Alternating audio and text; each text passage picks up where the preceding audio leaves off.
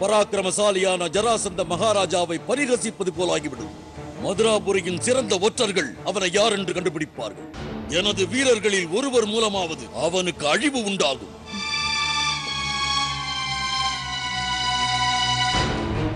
இருந்தாலும் கேட்கக்கூடாதவைகளை கேட்கும் போது அரசன் கவனத்துடன் இருக்க வேண்டும், முன்னெச்சரிக்கையோடு இருக்க வேண்டும். அதுதான் இப்போது அரண்மனையில் நடக்கிறது என்பதை புரிந்து கொள்ளுங்கள்.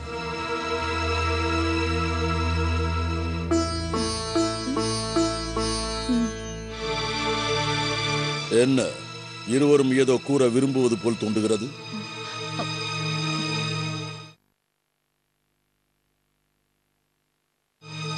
நாங்கள் உங்களிடம் ஒரு விஷயத்தை கேட்க வேண்டும். கேளுங்கள்.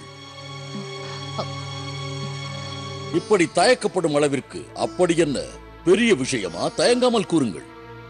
நீங்கள் அனுமதி தந்தால் சிறையில் அடைக்கப்பட்டுள்ள மாமன் உக்கிரசேனரையும் வசுதேவர் அண்ணனையும் தேவகி அண்ணி அவர்களையும் சென்று கண்டு வர வேண்டும் என்ற ஆசை உள்ளது. நீங்கள் அனுமதித்தால் மட்டும். இல்லை, உங்களை சந்திப்பது எதிரிகளுக்கு அளவற்ற மகிழ்ச்சியை ஏற்படுத்தலாம். அந்த ஆனந்தம் வெகு நாட்கள் நீடிக்கலாம். வேண்டாம், எதிரிகளை சந்திக்க நான் அனுமதிக்க மாட்டேன்.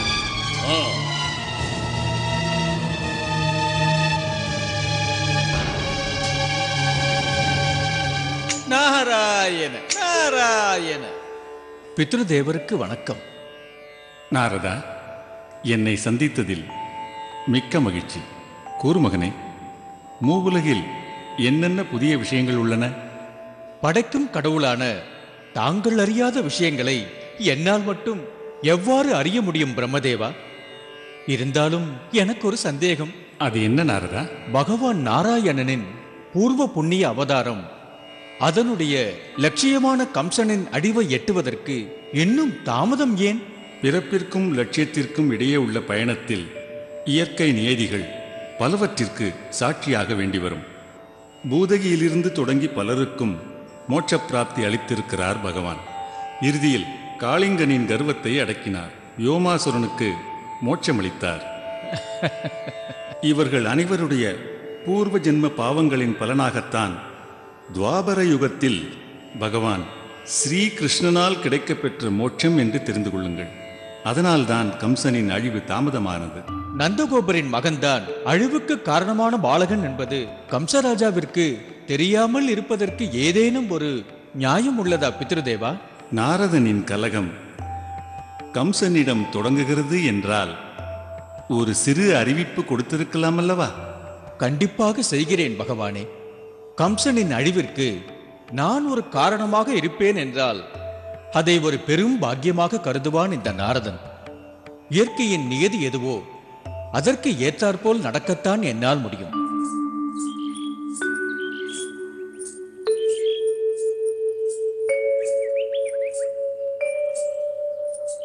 சென்று வரட்டும் அம்மா.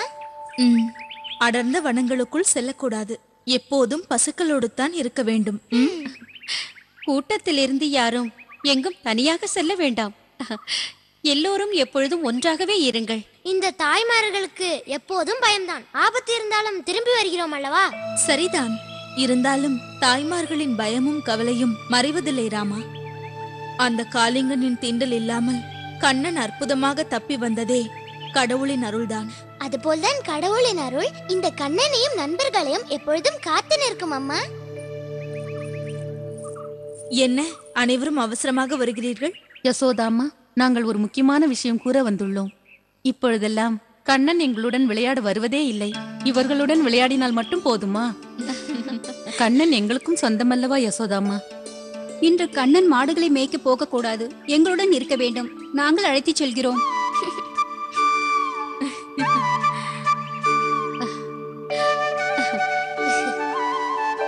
அது சரியாகாது. ஏதாவது பயங்கர ஜந்துக்களோ ராட்சசர்களோ தாக்க வந்தால் அதை எதிர்க்க கண்ணனால் மட்டும்தான் முடியும். கண்ணனை விட்டுவிட முடியாது. அதற்குதான் பலராமன் இருக்கிறான் அல்லவா? தேனுகனை கொன்றது பலராமன் தானே? அதெல்லாம் சரிதான். ஆனால் தம்பி எங்களுடன் இல்லை என்றால் தைரியமோ பலமோ என்னிடம் இருக்காது. கண்ணன் எப்போதும் எங்களுடன் இருக்க வேண்டும். யசோதாம்மா, இவர்கள் என்னதான் கூறினாலும் கண்ணனை நாங்கள் விட்டு தர மாட்டோம். வா கண்ணா. கண்ணனை எங்களை விட்டு அனுப்ப மாட்டோம்.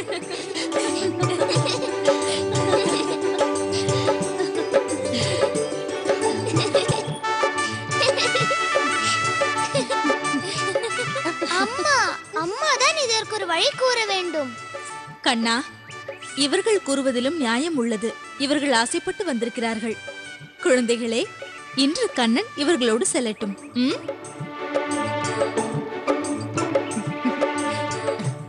யசோதா அம்மாவின் விருப்பம். ஆனால் நாளைக்கும் கண்ணனை கூப்பிட வரக்கூடாது. பலராமா வா.